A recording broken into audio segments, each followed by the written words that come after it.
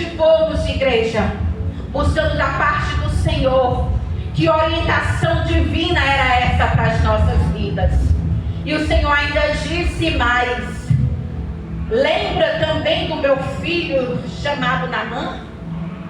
Pois bem, vamos lá para o livro de 2 Reis, louvado seja o nome do nosso Deus, capítulo 5, que também vai falar de alguém que foi quebrado por Jesus. Livro de 2 Reis, capítulo 5, versículo 9, nos diz assim: veio, pois, Naamã com seus cavalos e os seus carros e parou à porta da casa de Eliseu. Então Eliseu lhe mandou um mensageiro dizendo: vai, lava-te 7 vezes no Jordão, e a tua carne será restituída e ficarás limpo. Versículo 11: Naamã, porém, muito se indignou e se foi dizendo: pensava eu que ele sairia a ter comigo, colocaria-se de pé e invocaria o nome do Senhor seu Deus, moveria a mão sobre o lugar da lepra e restauraria o leproso. Aí, igreja do Senhor, é um homem chamado Naamã, comandante do exército do rei da Síria, homem grande diante do seu povo, diante do seu exército. E a palavra do nosso Deus diz que esse homem era um homem de muitos conceitos. Então era um homem de posição, que tinha uma posição elevada diante da sua sociedade. Mas a palavra do nosso Deus nos diz que ele tinha uma enfermidade, que ele era leproso. E aqui nós também percebemos, todo o texto vai falar que devido ao momento que o povo de Israel é trazido como escravo, é trazido também uma menina que fica ao serviço ali na casa de Naamã, junto com sua esposa.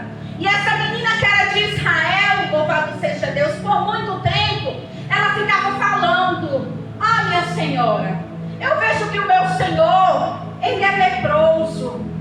Se ele fosse lá em Israel tem um profeta de Deus. Glória. E o profeta de Deus ia curar ele.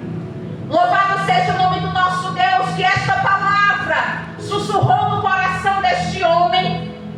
E esta menina, por muitas vezes falar isso, Naamã pega a sua comitiva, o seu exército, igreja do Senhor, e vai ao encontro do profeta Eliseu.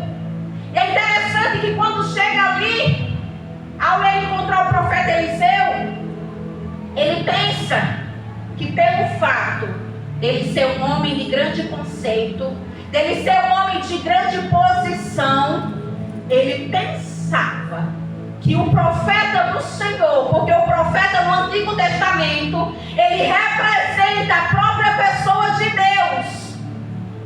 Louvado seja o nome do nosso Deus, igreja. E aí Naamã pensava que o profeta do Senhor ia fazer honraria, porque afinal de contas, ele era Naamã, o comandante do exército do rei da Síria.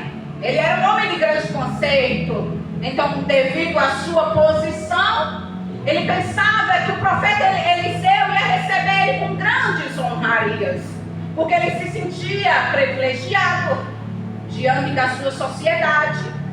Mas o que é interessante, diante desta palavra que é viva e eficaz, a palavra do nosso Deus vai dizer que Eliseu, que estava representando Deus neste momento, ele manda um mensageiro para Eliseu, para Naamã.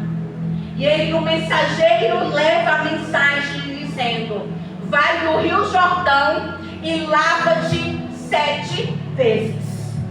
Essa foi a mensagem. Mas o versículo 11, igreja do Senhor, do capítulo 5, vai dizer que Naamã, ele fica indignado.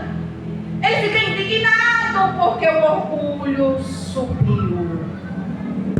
O orgulho foi elevado agora nesse momento. E ele fica indignado com Eliseu. um profeta de Deus. E ele disse: porventura, Eliseu não sabe quem eu sou? Como é que pode? Eliseu nem me veio me receber. Ele não sabe que eu sou comandante. E a voz de orgulho, a igreja sabe como é. A posição de orgulho, a igreja entende como é, louvado seja Deus. E o orgulho desse homem, ele é agora esclarecido.